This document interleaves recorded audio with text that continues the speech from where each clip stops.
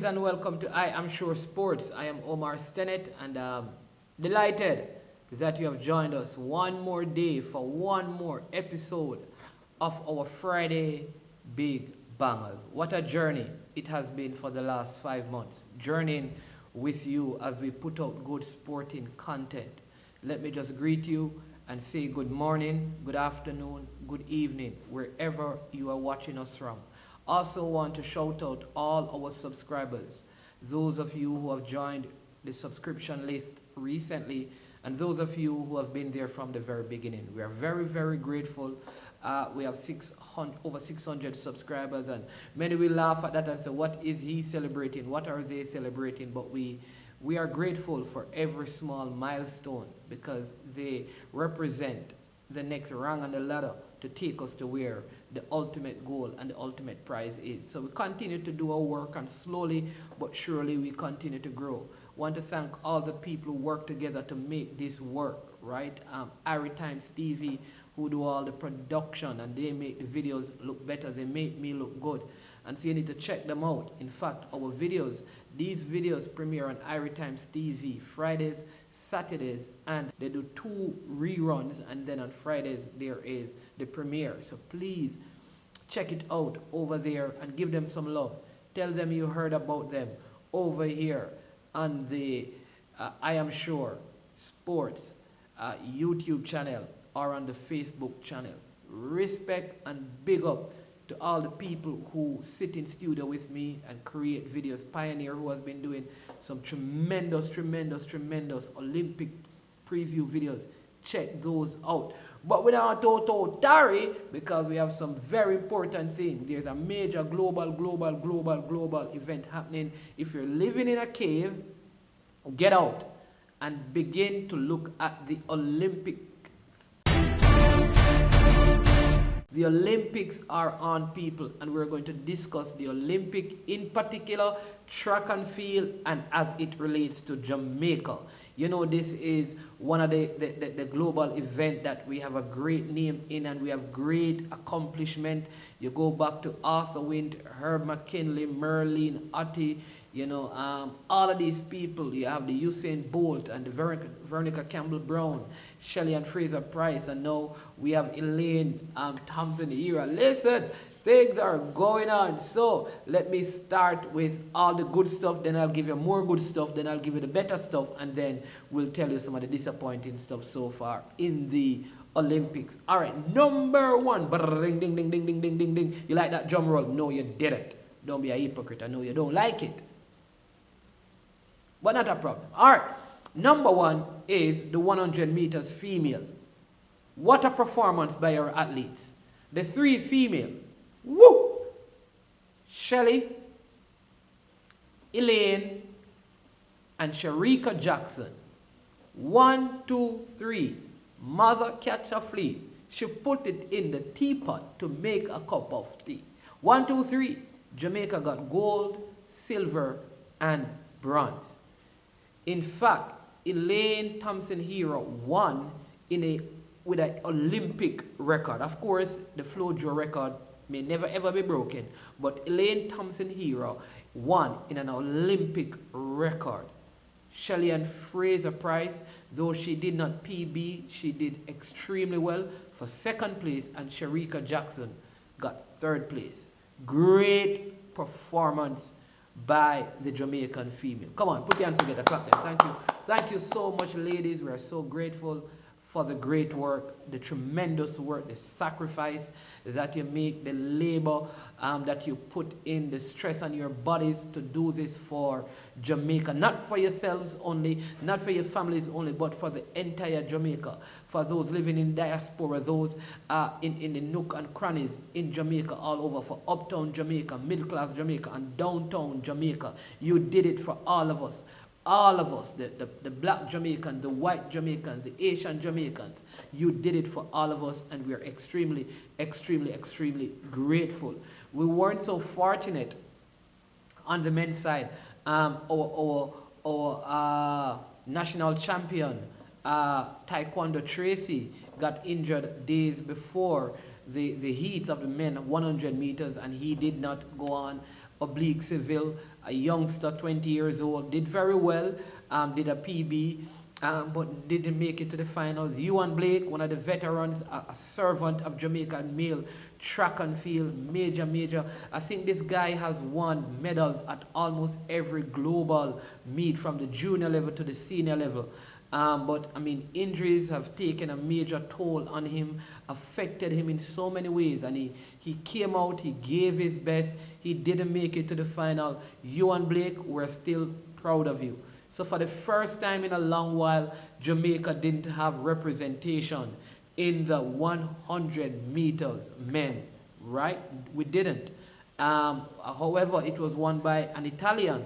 An American didn't win it, sorry. An Italian did. And so it's just showing the change in dynamics in terms of track and field globally. One of the things, let me just segue into this, that I've seen so many African nations come into prominence in the sprints in the Olympics, both on the male and on the female side. Namibia and Nigeria and Ivory Coast and South Africa and the Kenyans and all of these African nations who we know them to be very good at the longer distances.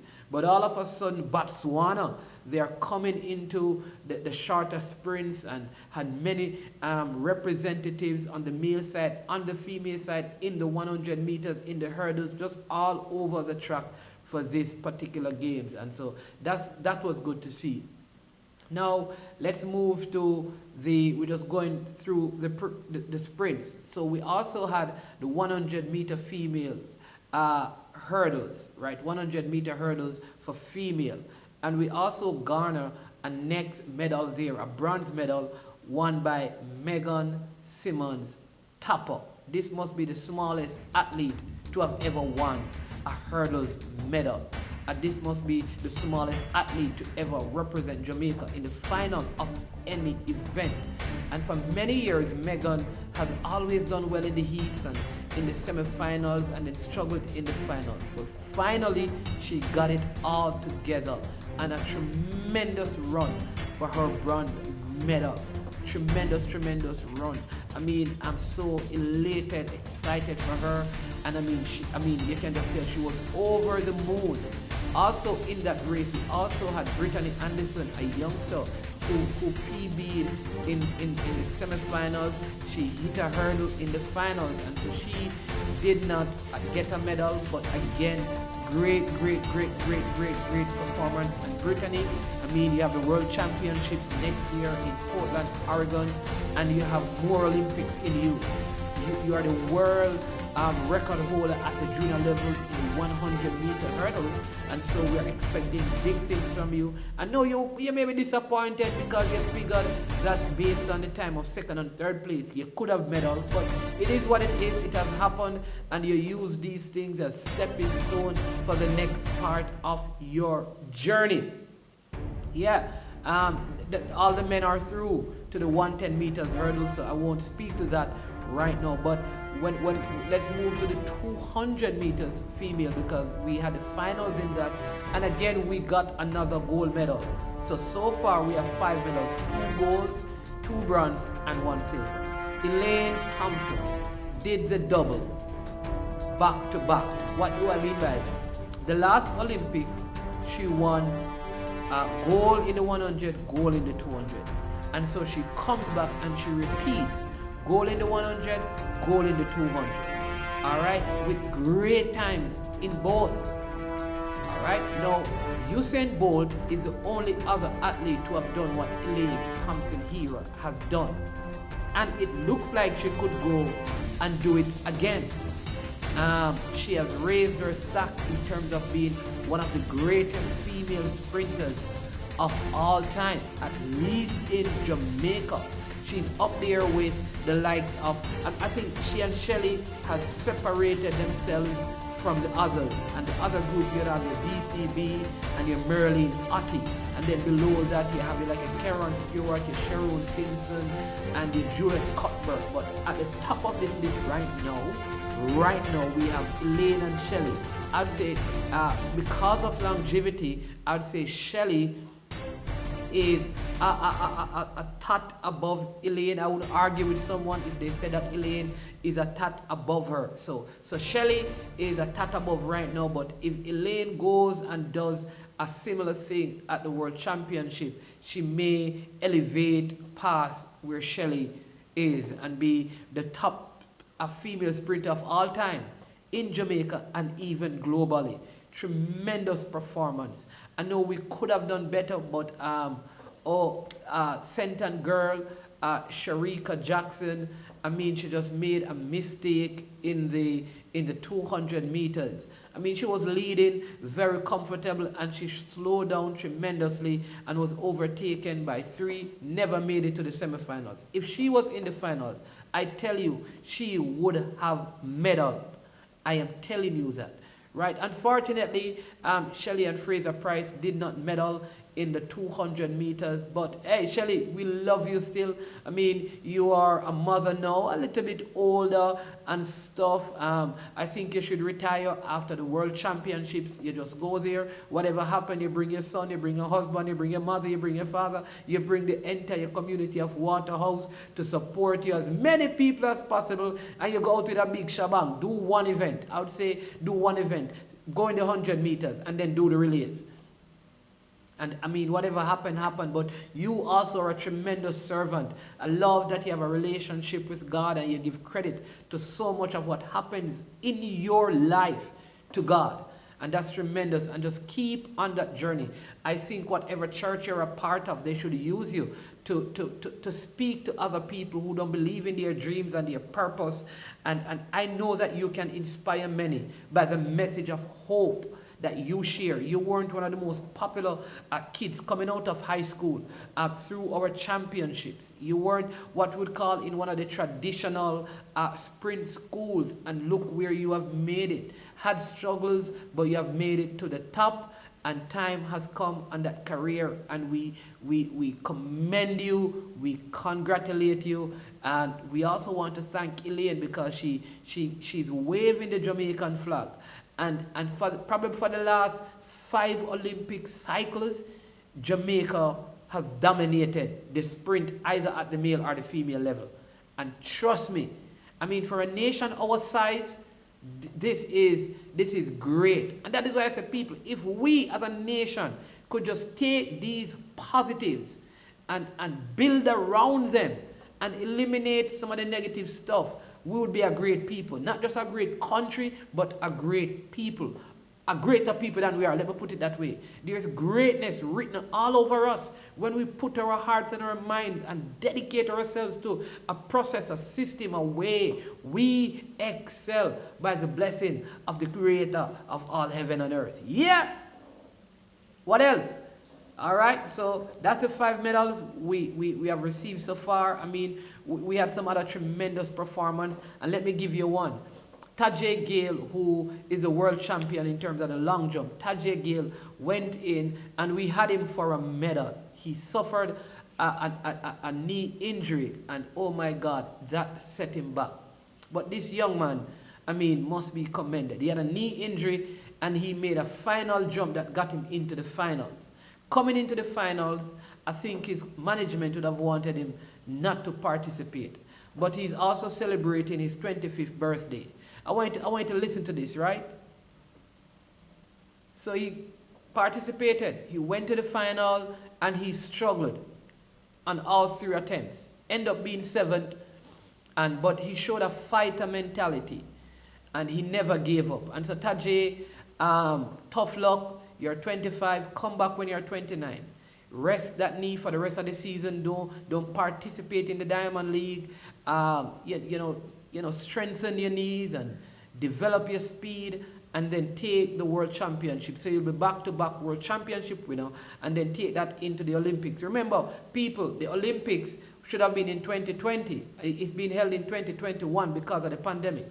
So what that means, very simple, that the next Olympics is still in 2024. So that's like 3 years to the next Olympics. Between that, you have I think, the World Championships, which is next year, and so you have that. So you have, it's not a big window in terms of athlete preparation, right? But Tajay Gale, tremendous performance again. Natalia Gould, good to see you out there. She made it to the finals of the 800. I was rooting for her. Listen, when I used to go to champs and see Natalia Gould running for Manchester High School, no, but she would win every race, right? And she did well on the college scene. She comes now, she goes to the Olympics. She's in the finals. And people, she did everything that she could have. I think she should have managed the race better. She was drawn out of her race by Ma, MUA, that American who won, the 19-year-old American. Listen, in Jamaica, when people can run long, very fast, and they are strong, we call them donkeys. We say they have donkey breath. That's a Jamaican saying, which means that you have donkey breath. You can run long and fast, and nobody can beat you. This young lady from America, she have donkey breath. And Natalia, I think you should have known that. So I think you should have said to yourself, you take the gold medal. Whatever you want to do, you do it. Run, go ahead. You win it. Break world record. I'm not going to follow you. Don't follow her and just run your own race. I believe you allowed yourself to be drawn into a race with this young lady that I don't think you could beat. And I know you couldn't beat her. And because you were trying to beat her, you used up so much energy that in the last 20 meters, you moved from second to eighth. But we love you still. Come back stronger and better. I did have you as one of my medal prospects. If I were to say I have a most disappointing experience so far from the Jamaica delegation, it is in the mixed relays. And here's why I'm disappointed. Because I believe this is an event that we could have medaled. But I don't think we see this event as a priority. So we never put forward our strongest team. I felt like we had at least 2 better runners than those who participated in the final. I could be wrong, but I just think like there are other persons participating in the flat 400 and the hurdles who possibly could have taken a leg and help us to finish. I mean, we finished last, and it is not like close last. I mean, we were last place and we were lost in last place. Meaning, you couldn't see us. There was a time when we were so far behind the people in a 4x4 that the cameras could not pick up our last runner. These things don't happen to Jamaica in 4x4. We have too much of a rich tradition. George Roden, Herb McKinley, all of these guys. We have too much of a rich birth Cameron. Too much of a rich tradition in it to have allowed that. I think we could have managed it a whole lot better and possibly medal. That's one of my major disappointment. I'm disappointed that Jail Hyde hit the hurdles in the semifinals and never made the final. I know he would not have medaled because that final had first place breaking the world record by more than almost a second.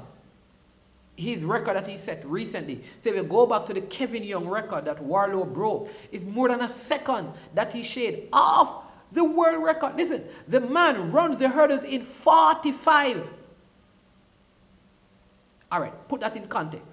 People ran the flat 400, males ran the flat 400 at the Olympics and didn't break 46. A man runs a 400 meters with 10 hurdles and he breaks 46, setting a world record. Second place, Benjamin. If you don't know this, you know Winston Benjamin, the West Indies former bowler, his son who runs for the United States was second. He also in second place broke the world record. Yep, the Santos from Brazil, young man. PB again. regional record. So I know that Jail Hyde would not have medaled, but it would have been good for him to be in the finals. And so I'm disappointed for him. I'm also excited to see Christopher Taylor in the 400 meters final at his first Olympics. And Christopher Taylor is an example of something I want to speak of. Because there are so many things to talk about the Olympics, and we're going to do it over time on this channel. I think we need to manage our youngsters better. Too many of our youngsters they don't transition after champs. And here's what I believe. I think the schools that they attend make champs the goal in their lives and not to be top of the world. Like they are being coached to become the top of school athletics and not the top of the world. And they are put too much at a young age. For example, Christopher Taylor was doing 100, 200, and 400 in high school. He would have 6, 7, 8 and doing rounds. That's not necessary. And parents need to be more involved in what happens at champs. The school system need to do better. And here's why. There are very few athletes that are dominant at champs and end up being great for Jamaica. Very, very few. Usain Bolt never had many champs years and was one of those dominant all over the place athlete. He was undefeated, right? Went to William Knibb, they couldn't win champs, so he wasn't doing 8, 9, 10 events, all that kind of a thing. Same thing with Shelly-Ann Fraser. Same thing with Elaine Walker. When you check the people who do well for Jamaica, the wear and tear on their body is way, way less. I can give you some names. Where is Javon Mattison? Ramon McKenzie? Michael Ahara? Where are these guys? Kimon Shaw? Where are these guys? We could go through name after name after name, and maybe they're going to rebound, maybe they're on the comeback, but I think we need to look at how athletes are treated in our high school system. There's a youngster for the US, 17-year-old Knighton. I think Chris Taylor, that year when he ran down Akeem Bloomfield and did a 43 split, should have gone to the national trials and come out of the high school system. He should not have gone back to Calabar. That's me personally. He should have become a pro from there. Go under the hands or the tutelage of Glenn Mills or Stephen Francis and develop there. I think Kevona Davis stayed a year too long in school. I think Tia Clayton, the Clayton sisters, need to go in, if they want to be at the top of their thing. Why go back to Edwin Allen at 16, 17 when you're dominating everybody? What's there to accomplish? No. And I'm telling you to skip out your education, because you can still go to get a scholarship to go to UTech and do university and be professional. I think so. I think so. And we really need to look at this, because I think as enjoyable as our champs are, there is an element of it that affects the youngsters in terms of their long-term growth and development.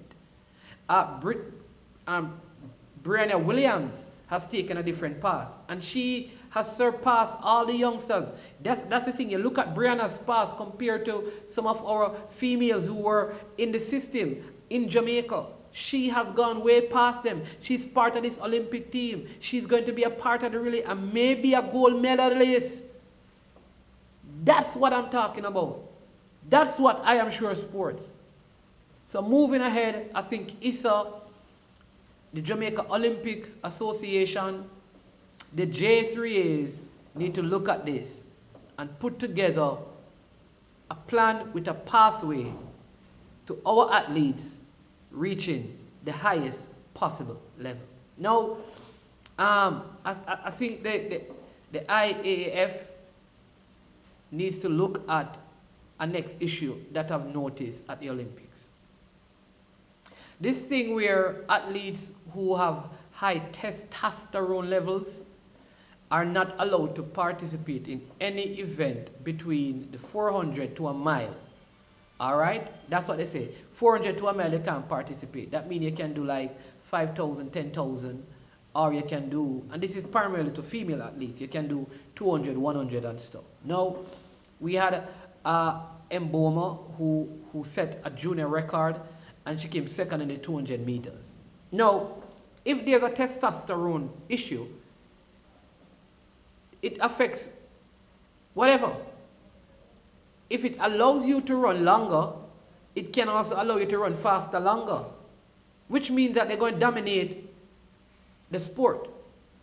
Now, I also find that this seems to be a pattern where only black athletes, I would say predominantly those out of Africa, are having this issue.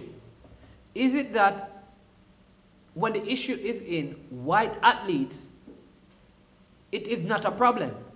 Or is it that it is not found in white athletes? I'm not sure what the science is saying. But what I would recommend is this. Either they can't participate, if you have a certain level of testosterone, you can't participate in any event at all. And once the testosterone is below a certain level, you can participate in any event you want. It cannot be some random do this, do that, and there's no measurement of the testosterone level. If it will help you to do a 800, it will help you to do a 100. And something needs to be done. I want to know as well that what about the people who are throwing the shot put and the discus, who look like they have testosterone issues? Are they being tested?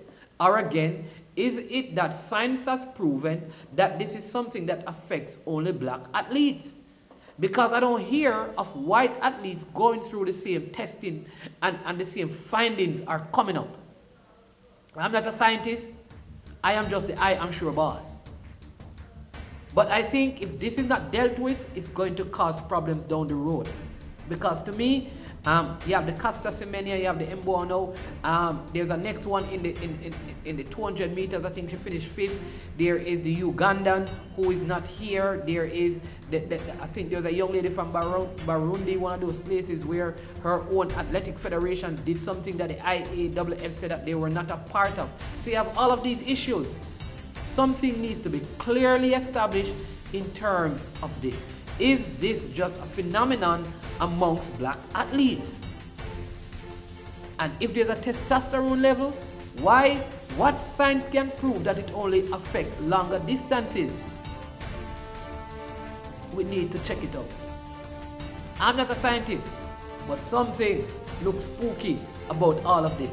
And I believe it's going to get spookier as time progresses if there is not intervention right now.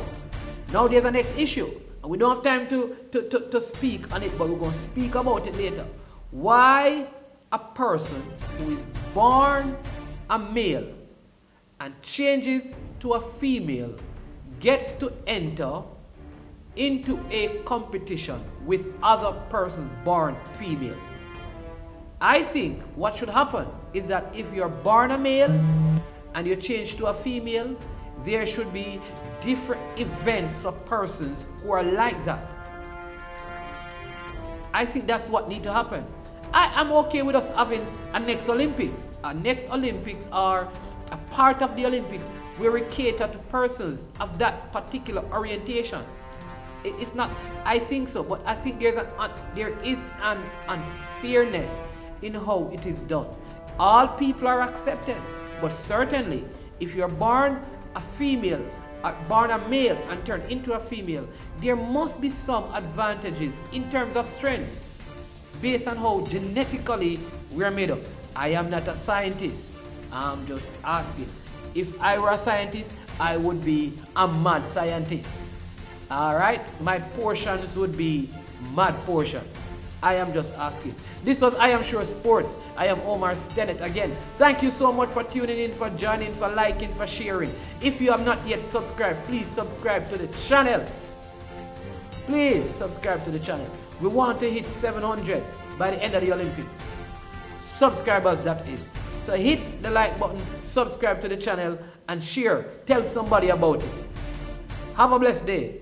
I am sure, is sure that Jamaica will still get 11 medals at this Olympics.